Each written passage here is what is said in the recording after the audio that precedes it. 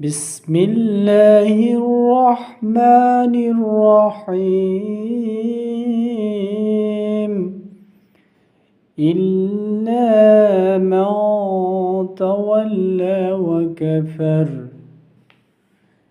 فيعذبه الله العذاب الأكبر إن إلينا إيابهم ثم إن علينا حسابهم অর্থ তবে যে ব্যক্তি মুখ ফিরিয়ে নেবে এবং অস্বীকার করবে আল্লাহ তাকে মহাশাস্তি দান করবেন।